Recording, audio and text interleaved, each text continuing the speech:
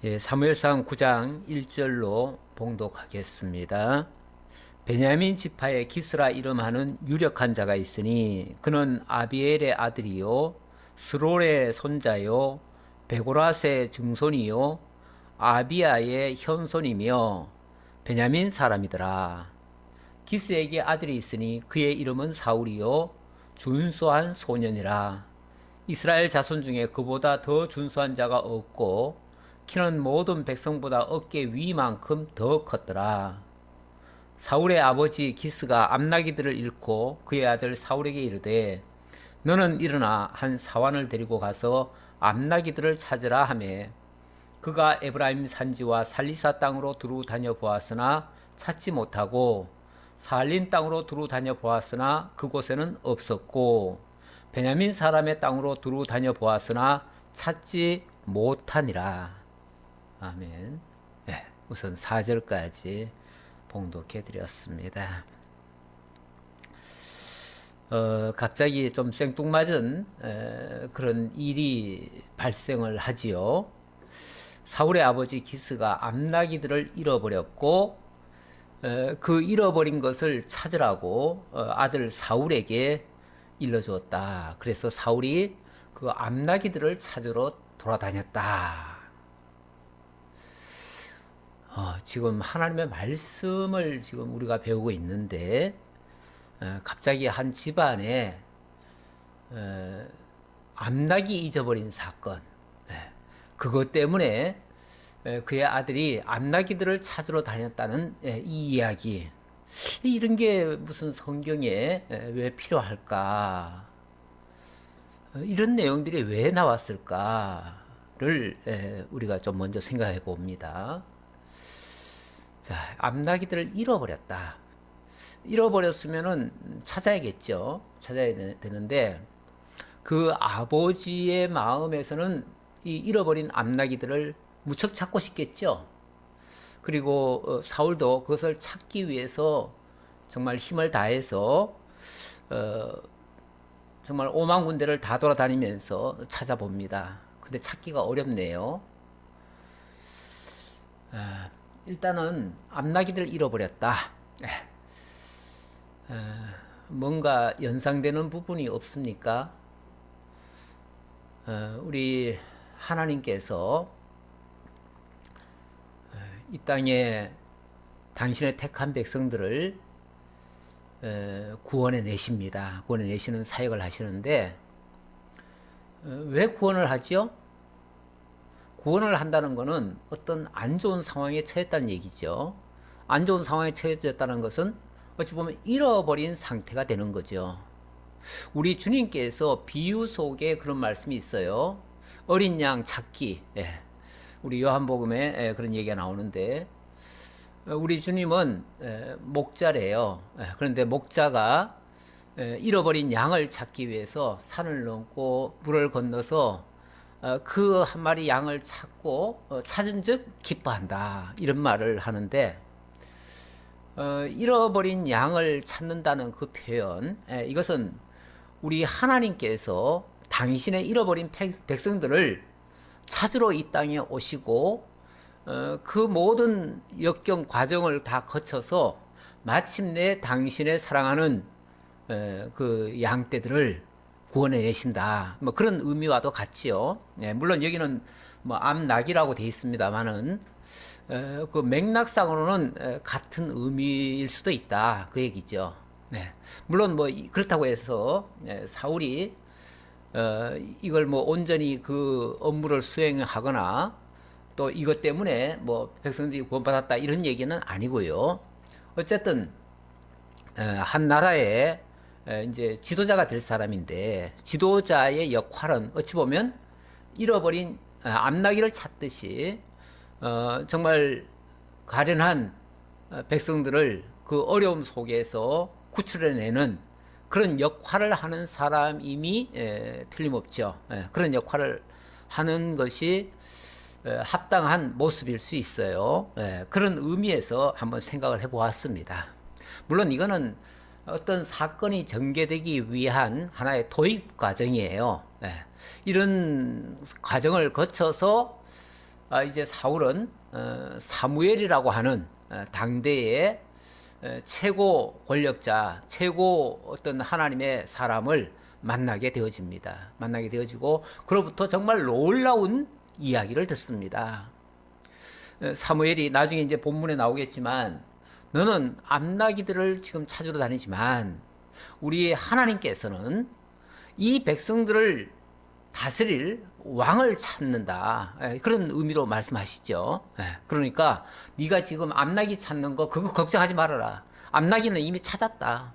나중에 실제 찾은 게 아니지만 이미 찾았다라고 얘기를 합니다. 뭐 나중에 또 찾았겠죠. 찾았겠는데 그만큼 지금 암나기는 하나의 이스라엘 백성을 구원하는 왕이 되는 과정에 그 어떤 접촉점으로 이게 들어온 사건입니다. 그래서 이 사건 자체는 뭐 정말 별일 아닌데 이게 결국은 하나님께서 그를 세우는데 매우 중요한 하나의 사건이 되어진다 그 말이죠. 자, 이제 본론 들어가 보도록 하겠습니다. 오늘 9장의 내용은요, 사울과 사무엘의 조우라고 제가 제목을 한번 적어봤어요. 조우라고 하는 거는 우연히 만남, 그걸 조우라고 그러더라고요. 그냥 만남이라고 얘기할 수도 있는데, 우리가 계획하고 의도하고 작정해서 만나는 그런 만남이 아니라, 정말 우연히 이렇게 만남을 가졌다. 그런 걸 조우라고 하더라고요. 그래서 제가 조우라는 어찌 보면 좀 약간은 생소한 단어인데 한문식 표현입니다. 조우, 우연히 만남, 그 얘기죠. 이 사울과 사무엘의 만남, 이거 우연한 게 아니죠. 우연이라는 표현은 사람이 볼 때는 우연이 맞습니다. 사람은 우연이에요. 왜냐하면 아무런 계획, 의도가 없었잖아요. 그런데 하나님의 섭리 속에서는 우연이란 건 없습니다. 아주 절묘하죠. 절묘하고 필연적인 그런 만남이죠.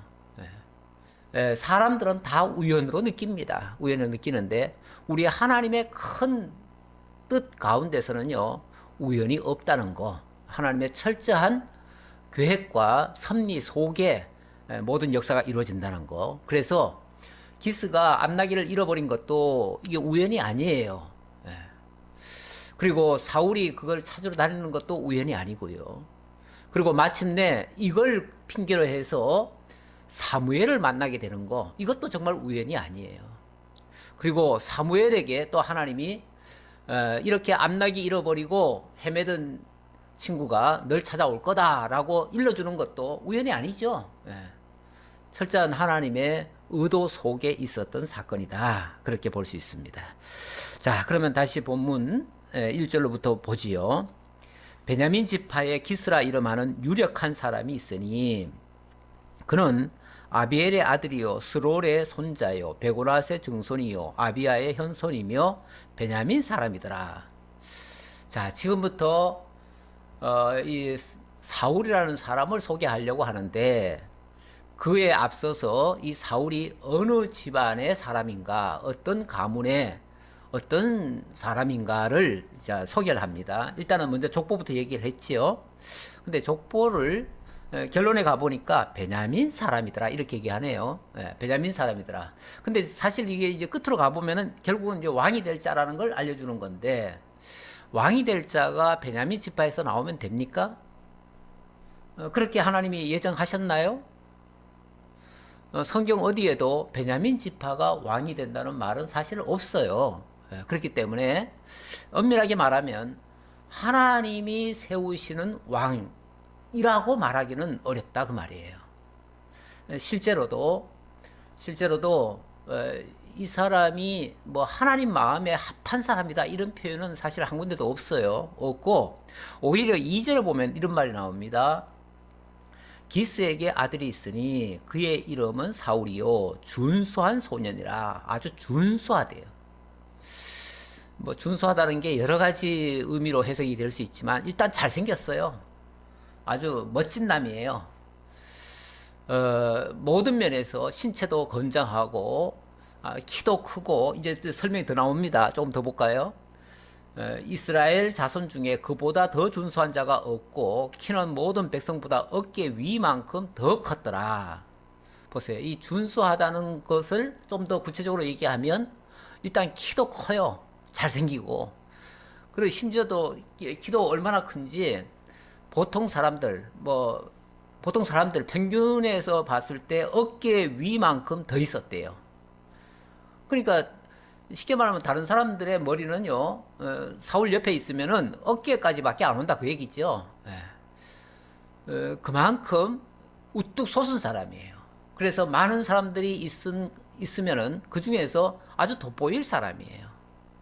그러니까 하나님이 이를 불러들이기 전에 벌써 사람들에게 이미 어느 정도 알려진 사람이라고도 볼 수 있어요. 이런 사람 세상 사람들은 다 좋아하지요.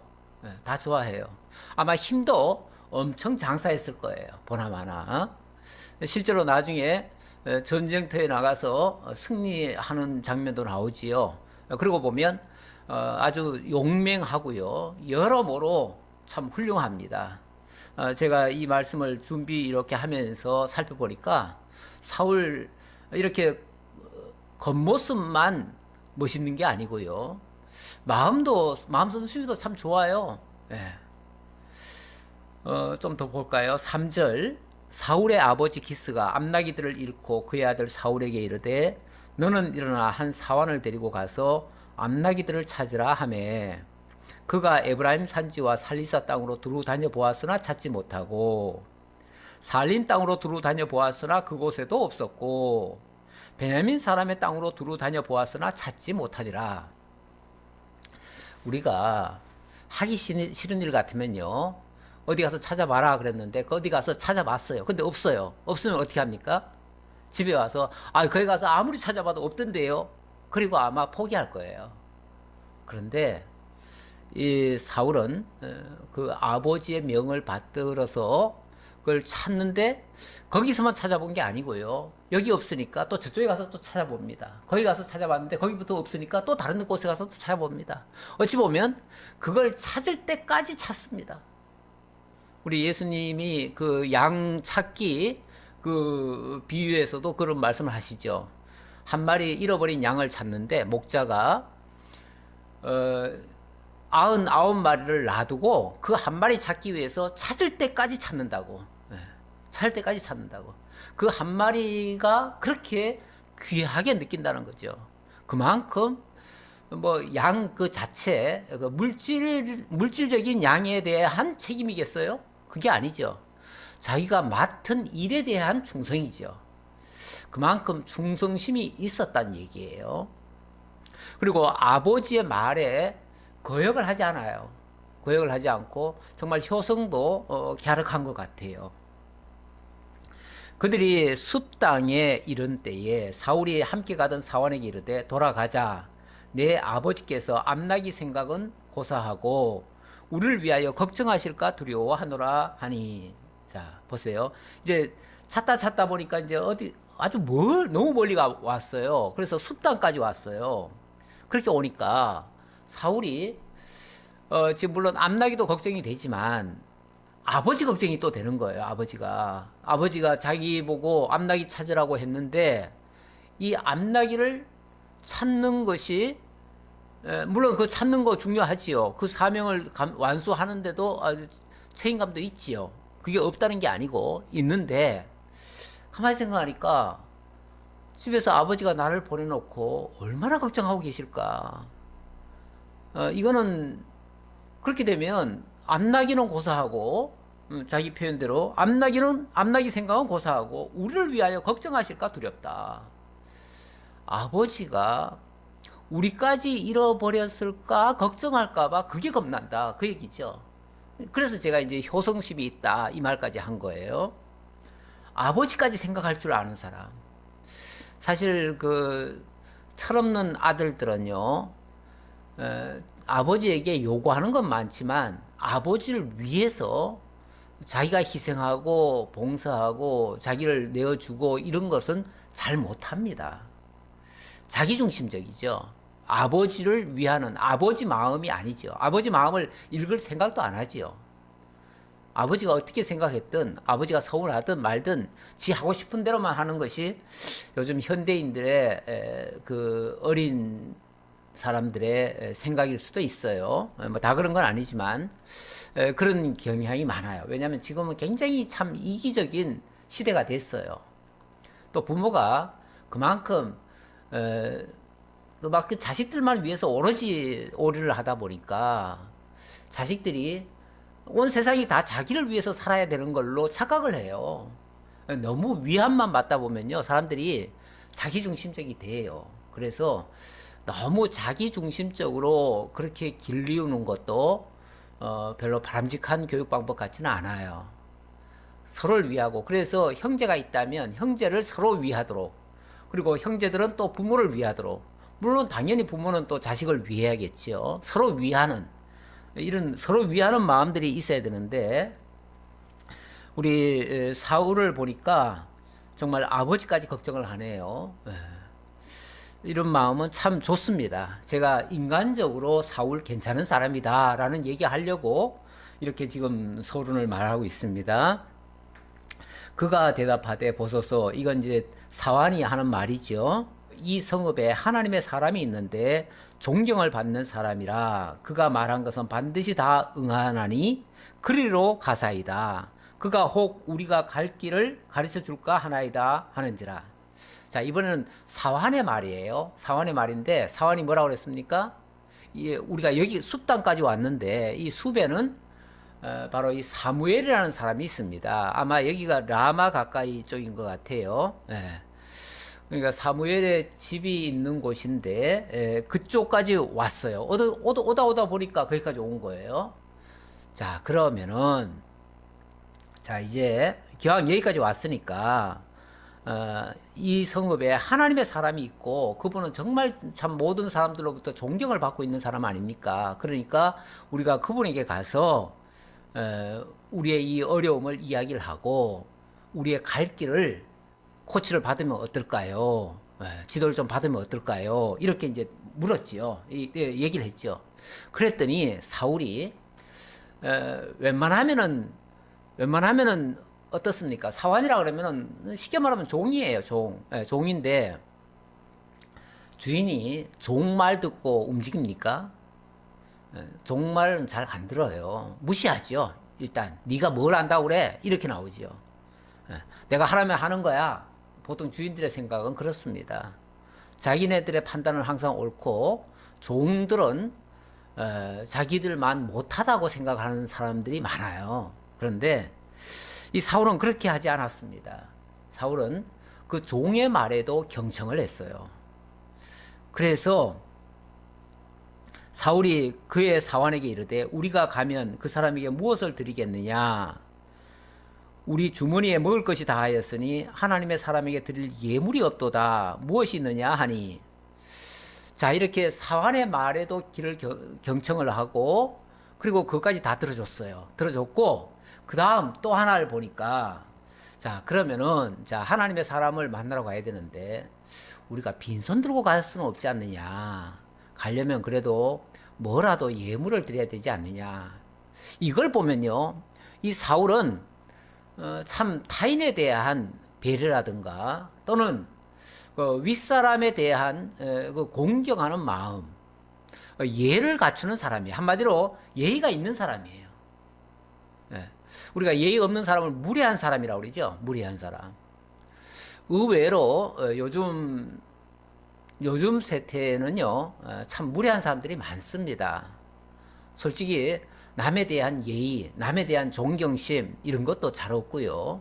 왜냐하면 자기가 최고라고 길흉을 받았기 때문에 자기만 알지요.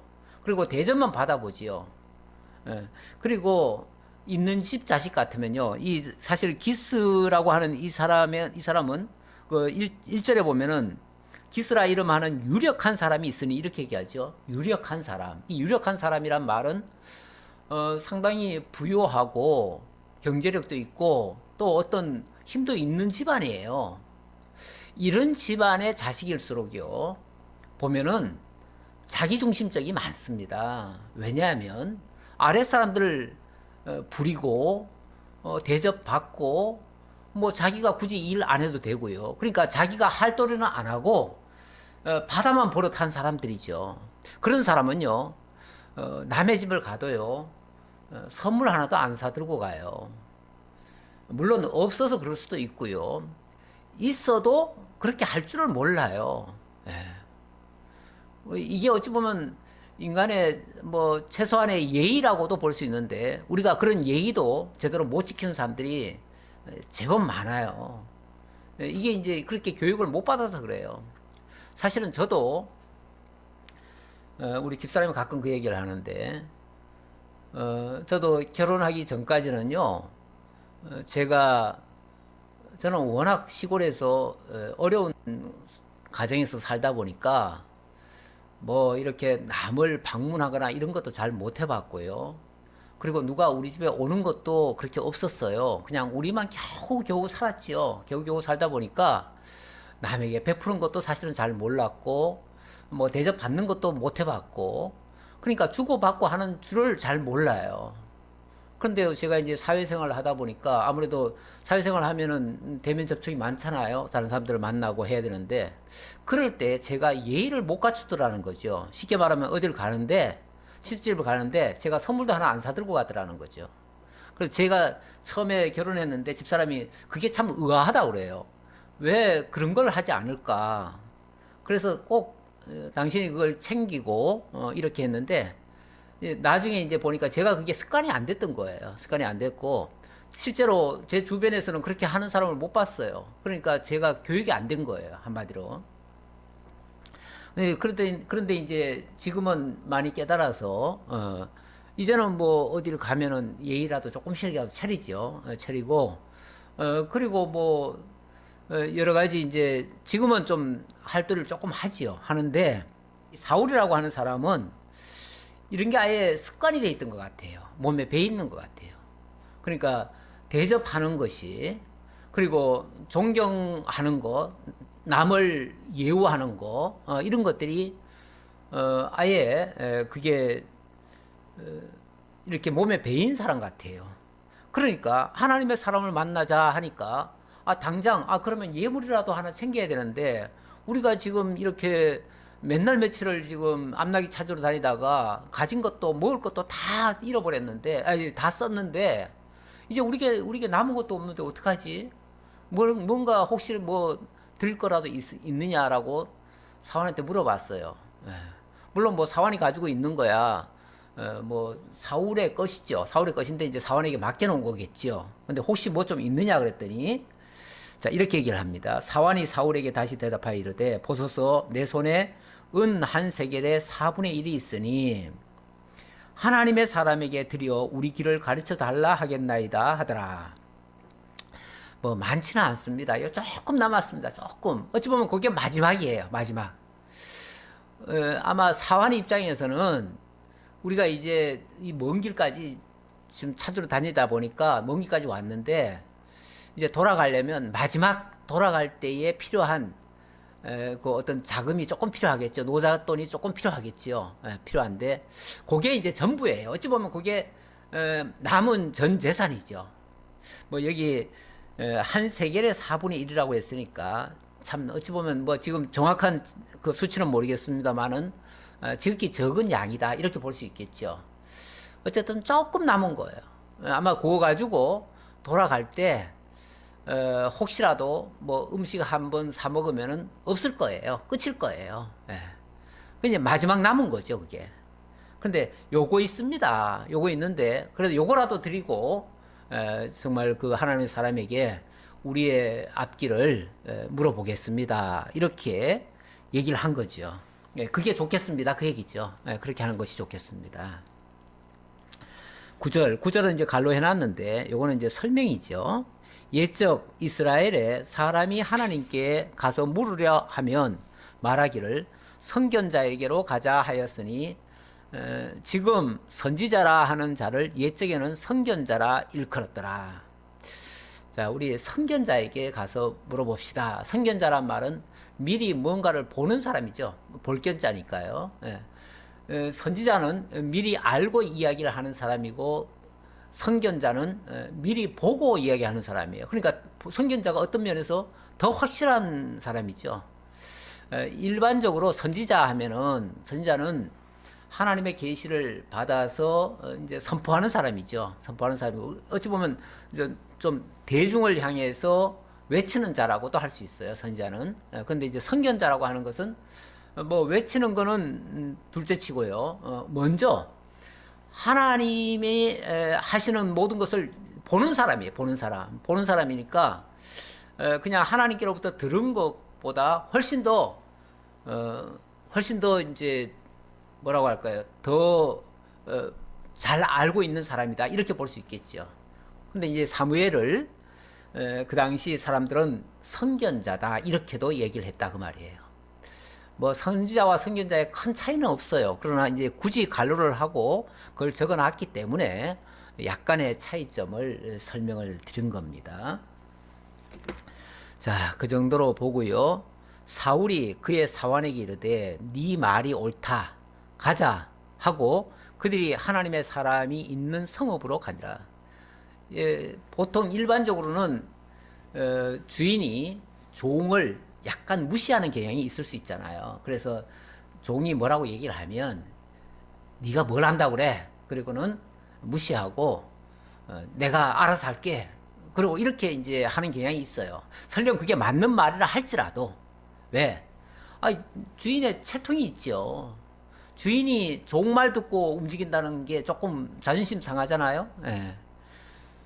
그래서 맞는 말을 해도 어깃장을 놓는 경우도 있어요.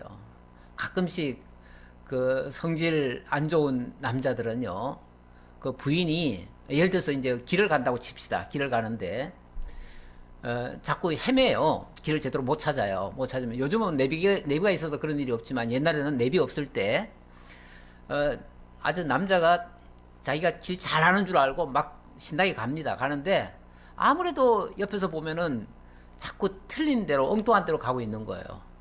그래서 부인이나 뭐 여자들이 옆에서 이 길 같지 않다. 저쪽 길 같다.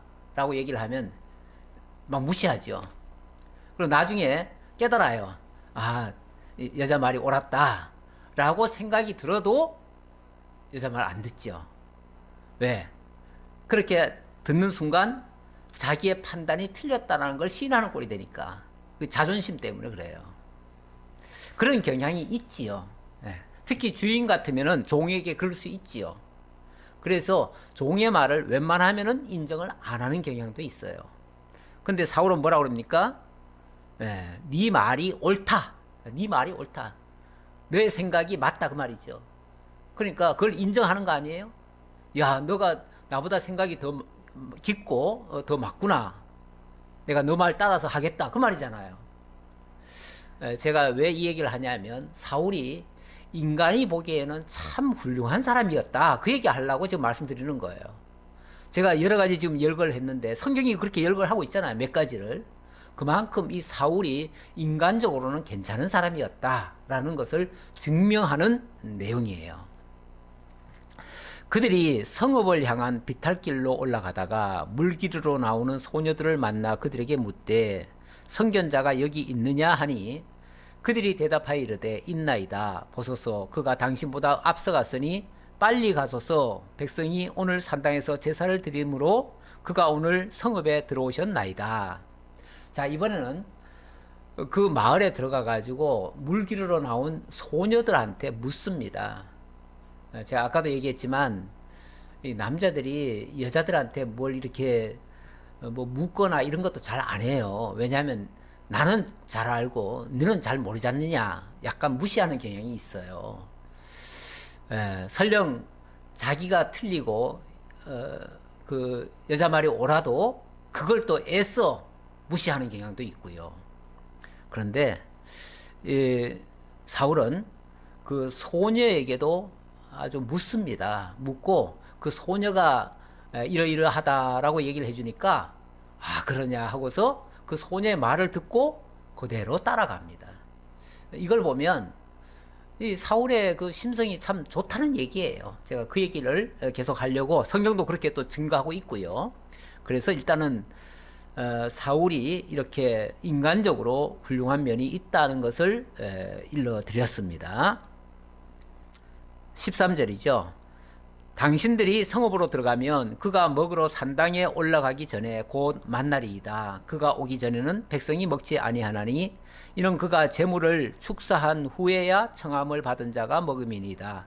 그러므로 지금 올라가소서 곧 그를 만나리이다 하는지라. 아이고 잘 오셨네요. 지금 아무래도 사무엘이 돌아다니다가 이제 여러 군데 이제 다니다가 오늘 이제 성읍에 들어오셨습니다. 그리고 조금 있으면 다시 산당으로 나가서 아마 제사 드릴 겁니다. 그렇게 되면 그 사무엘이 와가지고 제사 드리고 축사한 다음에 그 다음에 백성들이 아마 식사들을 할 겁니다. 지금 가면은 어쩌면은 곧 만날 수 있을 겁니다. 얼른 가보세요. 이렇게 얘기했지요. 이렇게 얘기하니까 그들이 성읍으로 올라가서 그리로 들어갈 때 사무엘이 마침 산당으로 올라가려고 마주 나오더라. 때마침 사무엘을 만났습니다. 때마침 사무엘이 산당으로 제사 드리기 위해서 산당으로 올라가려고 나온 중이에요. 이 사울은 이제 산당 쪽으로 이제 향해서 가고 있고 사무엘도 산당을 향해서 올라가고 있고 그러니까 이제 중간에서 길에서 만난 거예요. 아주 절묘한 타이밍이죠. 인간이 볼 때는 이렇게 절묘할 수가 없어요. 그런데 이게 결국 하나님이 맞춰놓은 그 시간표에 맞춰서 역사가 일어난 거예요. 왜냐하면 15절에 보니까 사울이 오기 전날에 여호와께서 사무엘에게 알게 하여 이르시되 내일 이맘때에 내가 베냐민 땅에서 한 사람을 너에게로 보내리니 너는 그에게 기름을 부어 내 백성 이스라엘의 지도자로 삼으라. 그러니까 정말 사울은 아무것도 모르고 이래저래 여러 단계를 거쳐서 이제 지도를 받아서 결국 여기까지 온 거 아니에요? 그런데 하나님께서는 이미 사무엘에게 내일 이맘때 베냐민에서 한 사람이 올 거다. 오거들랑 너는 그 사람에게 기름 부어서 이스라엘의 지도자로 삼아라. 하고서 하나님께서는 이미 사무엘에게 다 보여주신 거예요. 다 알게 하신 거예요. 그러니까 이게 사람이 볼 때는 정말 우연이지만 하나님이 보실 때는 정확한 그 시간이죠.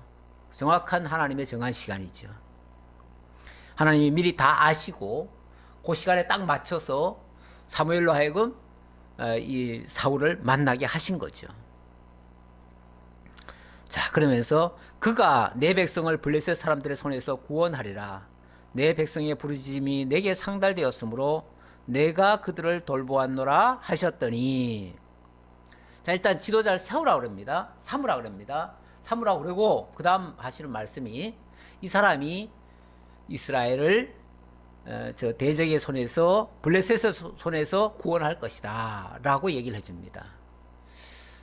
그러니까 이 사람이 왕이 되면 이스라엘을 블레셋의 지금 그 압제에서부터 해방시켜 줄 것이다 라고 이야기를 하는 거예요. 그러면서 내 백성의 부르짖음이 내게 상달되었기 때문에 내가 그들을 돌보기 위해서 이렇게 한 거다. 그러니까 사울을 어떤 목적에서 하나님이 지도자로 세우시는 거예요? 블레셋 땅에서 구원하기 위한 목적, 이거죠. 이 역할이죠. 이 역할. 그러니까 엄밀한 의미에서 왕을 삼아 가지고 하나님이 예정한 왕으로서의 역할, 이스라엘의 대대로 하나님의 뜻을 이루실 그러한 왕이 아니라, 어찌 보면 블레셋 땅에서 지금 억압을 당하고 있는데 거기서부터 해방시켜 줄 왕, 그 역할을 위한 왕. 그러니까 어찌 보면 일시적인 왕이에요. 영구적인 왕이 아니고. 그렇게 이해를 하셔야 됩니다. 하나님이 얼마든지 이 세상의 악한 자들도요, 다 들여다 쓰셔요. 그러니까 하나님이 세웠기 때문에 다 선하다 이렇게 보시면 안 되고요. 하나님은 선한 자도 세우시지만 악한 자도 세우시고요. 좀 이상한 사람도 세워요, 때때로. 왜요? 이상한 사람 세워가지고 하나님 역사 이루는데 필요하니까요. 그래서 어쨌든 이런 사람 세웠든 저런 사람 세웠든 하나님이 세운 건 틀림없는데, 그런 사람이 다 그냥 착하고 훌륭하고 위대하고 이래서만 세운 건 아니다. 그러니까 하나님은 각기 용도에 따라서 세운 것이다, 이렇게 보시면 되겠습니다. 일단 자, 그런데 이제 사람은 하나님이 세웠다고 하니까 하나님이 세웠으면 무조건 선한 사람 아닐까라는 착각을 하지요. 그래서 사무엘이 사울을 볼 때 여호와께서 그에게 이르시되 보라, 이는 내가 네게 말한 사람이니 이가 내 백성을 다스리라 하시니라. 자, 일단은 사무엘이 이제 어떤 사람을 딱 만난 거 아니에요? 만나고 나니까 하나님이 그러는 거예요. 이 사람이 바로 내가 어제 말해준 바로 그 사람이다. 그러니까 너는 이 사람을 들어다가 이스라엘을 다스리도록 해라, 이렇게 일러주는 거예요. 참 역사적인 순간일 수 있지요. 사울이 성문 안 사무엘에게 나아가 이르되 선견자의 집이 어디인지 청하건대 내게 가르치소서 하니, 사무엘이 사울에게 대답하여 이르되 내가 선견자니라. 내가 선견자니라. 자, 일단은 사울은 지금 뭐 아무런 영문을 모르잖아요. 모르고, 그리고 사무엘을 뭐 알 수도 없고요. 그러니까 어쨌든 사무엘을 만나러는 왔지만 사무엘이 누군지도 몰라요, 사실은. 모르는데 어쨌든 만나러 온 거예요. 그래서 혹시 사무엘이라고 하는 선견자를 아십니까? 아신다면 제가 그분 좀 만나러 뵈러 왔습니다 라고 하니까 내가 선견자다 그러는 거예요. 내가 바로 그 사무엘이다, 이렇게 얘기하는 거예요. 뭐 깜짝 놀랐겠죠. 자, 그런데 사무엘이 하는 말이 너는 내 앞서 산당으로 올라가라. 너희가 오늘 나와 함께 먹을 것이요 아침에는 내가 너를 보내되 네 마음에 있는 것을 다 내게 말하리라. 말하라가 아니라 말하리라, 이렇게 얘기를 합니다. 말하리라. 자, 이 사무엘이 뭐라고 그러냐면은 지금 내가 지금 산당으로 가려고 하는데 너가 먼저 산당으로 가 있어라, 그 얘기죠. 먼저 산당 가 있어라. 아니면은 나와 같이 올라가자, 뭐 그런 의미도 될 수 있고요. 어쨌든 네가 산당으로 올라가라. 그런데 산당은 원래 아무나 가는 곳입니까? 아무나 못 가요. 산당에는 나중에 보면은 한 30여 명인가 이렇게 산당에 초청이 돼서 사람들이 와 있어요. 아마도 굉장히 중요한 인물들 또는 장로들이나 이런 사람들이 산당에 와 있겠죠. 그러니까 산당으로 초청을 받는다고 하는 것은요, 산당에 초청을 받아서 하나님께 예배할 수 있는 사람이라는 것은 아무나 되는 게 아니에요. 특별히 뽑힌 사람이에요. 선택된 사람들이에요. 그런데 거기를 함께 가자는 거예요. 사실 사울의 기대는 뭐였어요? 사무엘을 만나서 혹시 제가 앞나기를 잃어버렸는데 이거 어떻게 하면 찾을 수 있을까요? 어떻게 하면은 찾아서 아버지께로 돌아갈 수 있을까요? 요거 물어보려고 온 거죠. 그랬는데 엉뚱하게 사무엘은 산당으로 같이 가자 그러는 거예요. 산당으로 같이 가자. 가서 하나님께 같이 예배 드리고 거기서 함께 먹고 함께 이야기 나누고, 뿐만 아니라 너는 내일 아침에 내가 널 보내줄 거다. 오늘 밤에는 나하고 이야기하고 내일 아침에 보내줄 건데 그때 네가 마음에 있는 모든 것을 다 내게 말할 것이다, 이렇게 얘기를 하는 거예요. 아니 뭐 떡줄 사람은 생각도 안 하고 있는 중인데 사울은 아무런 생각 없는 사람인데 지금 그쪽 방면에는. 그런데 사무엘이 일방적으로 네가 앞으로 이렇게 될 거다, 이렇게 할 거다라고 얘기하니까 뭐 깜짝 놀랄 얘기죠. 내 마음속을 다 들여다보고 있는 모습이죠. 근데 그러니까 아마 사울은 그랬을 거예요. 내가 궁금한 거는 지금 암나기 찾는 건데 무슨 뚱딴지 같은 소리야, 이렇게 생각했을 거예요, 아마. 틀림없이. 그러니까 사무엘이 이렇게 말합니다. 20절. 사흘 전에 이런 네 암나기들을 염려하지 말라. 찾았느니라. 온 이스라엘이 사모하는 자가 누구냐? 너와 네 아버지의 온 집이 아니냐 하는지라. 그러니까 지금 사울이 무슨 생각하고 있는지를 사무엘이 아는 거예요. 사울은 나 지금 암나기 그거 물어보려고 하는 건데 무슨 이상한 소리를 하고 있어? 이러고 있는 거예요. 지금 이러고 있으니까 네가 암나기 걱정하고 있는데 그거 걱정하지 마.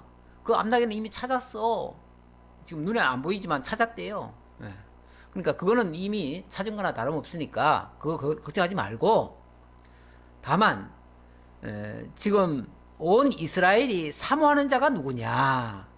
너와 내 아버지의 온 집이 아니냐? 근데 지금 온 이스라엘이 지금 사울과 이 기스 저 베냐민 지파 사람들을 사모하고 있습니까? 아니죠.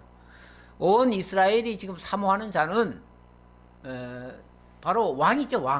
왕인데 지금 이스라엘 백성들도 몰라요. 그 왕이 어떤 왕이 세워질지 몰라요. 하지만 사무엘은 이미 온 백성들이 너와 너의 집안을 지금 사모하고 있다, 이렇게 단정을 해버리네요. 이 말은 백성들이 원하는 왕이 바로 너과다 그 말이죠. 너과다. 너다 그 말이죠. 백성들이 원하는, 다시 말하면 백성들의 마음에 딱 맞는 사람, 그 사람이 바로 너다 그 얘기죠. 그러니까 백성들은 아직까지 사울 안 봤어요. 안 봤지만 보나마나 사울이 으뜸이에요. 그래서 제가 아까 서두에 사울의 그런 외모, 그런 어떤 사울의 그 모든 것들을 제가 쭉 소개를 했어요. 사울이 이런 사람이다. 이름 맞죠? 사울의 이런 사람. 사울의 그 모습을 여러 면으로 쭉 얘기를 했는데 이거는 전부 다 백성들이 원하는 사람이에요. 백성들은 이런 사람 좋아해요. 일단은 잘생기고요. 힘세고요. 모든 면에서 탁월한 사람. 윤리 도덕적으로도 좀 깨끗한 사람. 그런 사람이면 뭐 만족하죠. 더 이상 뭘 바래요. 자, 그래서 이 사울은 백성에게 딱 맞는 사람이다 라는 것을 이야기를 했어요. 그랬더니 사울로서는 너무 황당한 얘기를 듣는 거예요. 지금 깜짝 놀랄 얘기 듣는 거예요. 어떻게 나 같은 사람이, 우리 집안이 뭐길래 내가 이스라엘을 다스릴 그런 왕이 된단 말이야? 라고 이제 반문을 하는 거죠. 그래서 21절 사울이 대답하여 이르되 나는 이스라엘 지파의 가장 작은 지파 베냐민 사람이 아니니까, 또 나의 가족은 베냐민 지파 모든 가족 중에 가장 미약하지 아니하나이까 당신이 어찌하여 내게 이같이 말씀하시나이까 하니. 아니 사무엘 선견자님, 어떻게 저한테 그런 말을 할 수 있어요? 저는 이스라엘 지파 중에서요 가장 미약한 지파의 베냐민 지파 사람이에요. 그 중에서도 나는 보잘것없는 그냥 한 집안의 그냥 아들일 뿐이에요. 제가 뭐 아무것도 아는 것도 없고 뭐 이런 식으로 얘기를 하는 거예요. 어찌 보면 참 겸손하죠. 겸손까지 합니다. 자기 분수도 아는 거죠. 자기 처지와 자기 분수도 알아요. 이 베냐민 지파가 가장 그 미약한 지파라고 얘기를 하는 것은요, 우리 사사기 때 보면은 이 베냐민 지파가 완전히 쑥대밭이 돼버립니다. 그때 기브아 사람들 때문에 이스라엘 11지파와 베냐민 지파가 전쟁을 하지요. 그래가지고 베냐민에서 뭐 600명인가 밖에 안 남고 모조리 다 진멸을 당합니다. 그래가지고 그 지파가 이스라엘에서는요, 어찌 보면은 제일 참 약한 그런 지파가 돼버렸어요. 그런데 거기서 이스라엘을 다스릴 왕이 된다고요? 이게 어떻게 가능해요? 가능하지 않지요. 이스라엘의 12지파 중에서는 유다지파가 제일 세요. 숫자도 제일 많아요. 그럼 당연히 유다지파에서 왕이 나와야죠. 만약에 나오려면. 근데 어떻게 제일 미약한 지파의 사람이 그게 왕이 되겠습니까? 자기 생각이에요. 근데 우리 하나님이 어떤 사람을 세울 때 보면 꼭 잘나고 똑똑하고 훌륭하고 뭐 겉으로 도덕적으로 윤리 도덕적으로 깨끗하고 이래서 세웁니까? 그러지 않아요. 때때로 제일 미약하고 제일 약하고 제일 천하고 제일 무능하고 그런 사람 들어서 오히려 잘난 사람 부끄럽게 할 수도 있어요. 이게 우리 사도 바울도 고백했던 말이에요. 사실은 우리 하나님께서 사도 바울도 자기는 베냐민 지파의 한 사람이라면서 자기가 제일 미약하다고 그런 말을 한 적이 있는데, 그렇습니다. 우리 하나님 제일 약한 자 들어다가 강한 자 부끄럽게 하시는 하나님이에요. 그러니까 뭐 이런 것은 어찌 보면 자기 분수를 아니까 인간적으로는 훌륭한 모습이에요. 자, 그리고 사무엘이 사울과 그의 사환을 인도하여 객실로 들어가서 청한 자 중 상석에 앉게 하였는데 객은 30명 가량이었더라. 또 놀라운 모습입니다. 막 계속 놀라움의 연속이에요. 자, 이제 산당까지 갔어요. 갔는데 산당에 이제 방이 있는데 우선 아마 먼저 제사를 드렸다고 해야 될까요? 그리고 이제 객실에 들어갔는데 거기는 이미 초청받은 사람이 한 30명 정도가 됐대요. 근데 30명 중에서 이 사울이 어떤 위치에 있는 사람인가를 지금 보여주는데, 사울을 상석에 앉혔대요. 상석에. 상석. 우리 제일 높은 자리이죠. 제일 높은 자리. 아니, 이제 말단으로 들어온 사람, 나머지는 이미 다 알려진 사람들이에요. 훌륭한 사람들이에요. 다 지도자들, 어른들이에요. 그런데 어른들 제껴놓고, 어른들은 저 밑으로 다 앉으라고 해놓고, 당연히 상석에 누가 앉아야죠? 사무엘이 앉아야죠. 근데 사무엘이 자기 자리에 쉽게 말하면 사울을 떡 앉히는 거예요. 아마 다른 사람들도 다 놀랬을 거예요. 뿐만 아니라 사무엘이 요리인에게 이르되 내가 너에게 주며 너에게 두라고 말한 그 부분을 가져오라.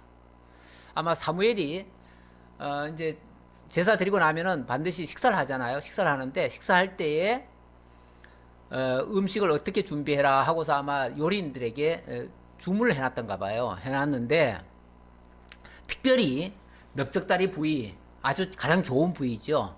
그 부위는 따로 떼어가지고 야, 요거는 따로 쓸 거니까 요건 따로 준비해놔라. 요건 아주 잘 보관해라. 아마 이랬던 것 같아요. 그런데 이 자리에서 갑자기 요리인 보고 자, 내가 그 준비해 놓으라고 한 거 그거 가져와라. 그래가지고 가장 좋은 요리를 사울 앞에다 딱 갖다 놓는 거예요. 뿐만 아니라 거기다가 또 고기는 넓적다리를 딱 갖다 놓는 거예요.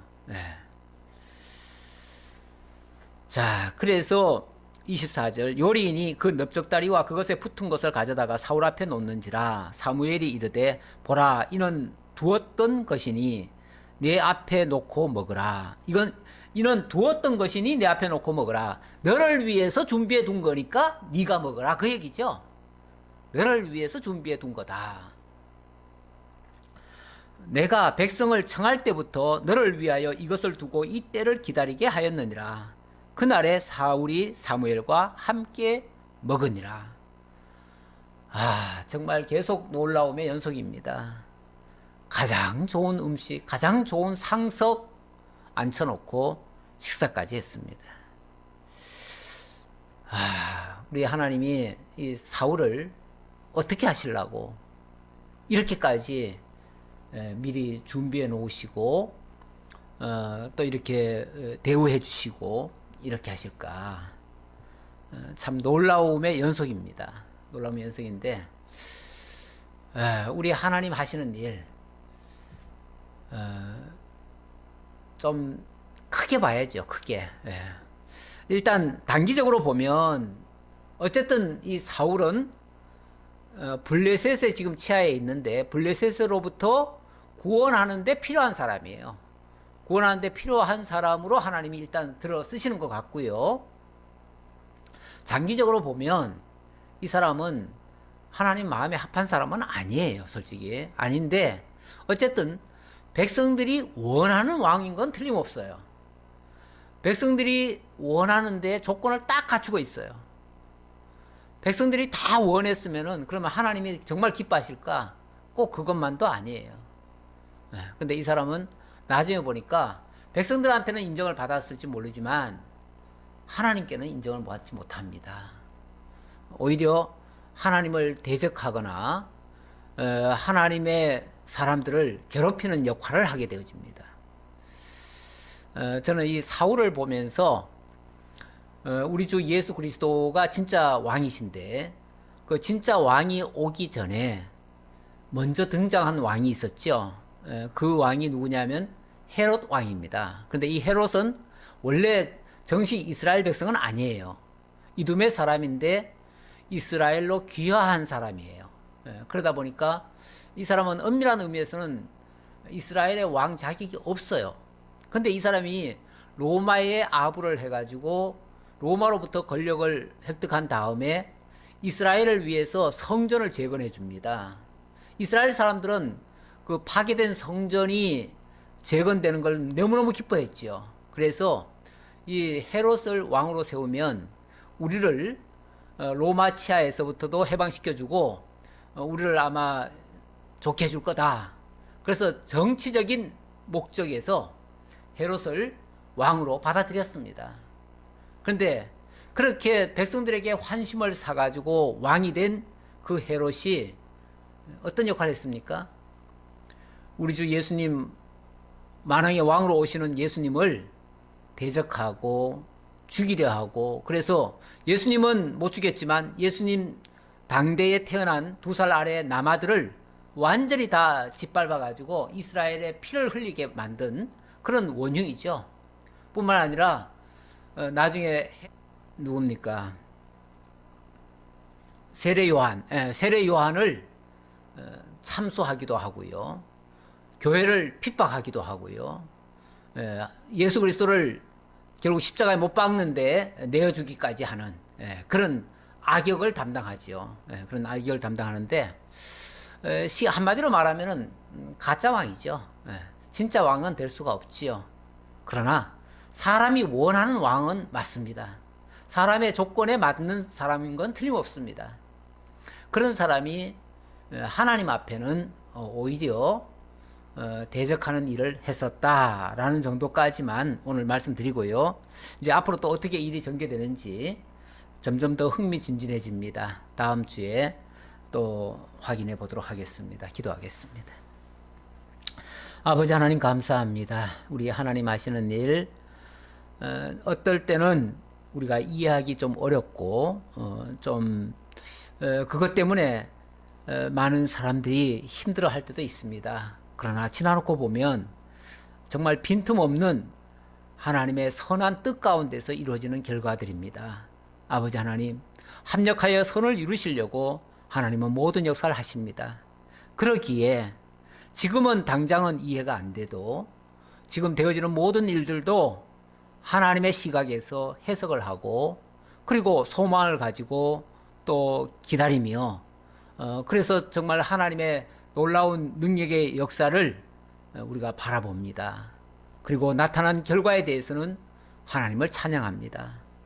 그렇게 하나님이 이 세상 만사를 다 섭리하시면서 우리들에게 하나님의 살아계심과 하나님의 인도하심, 보호하심을 알려주십니다. 우리가 그 하나님을 바라보면서 하나님과 동행함으로 이 세상도, 거친 세상도 능히 이겨낼 수 있는 믿음의 용사들 다 되도록 인도해 주옵소서. 모든 걸 감사드렸고 예수님 이름으로 기도하옵나이다. 아멘.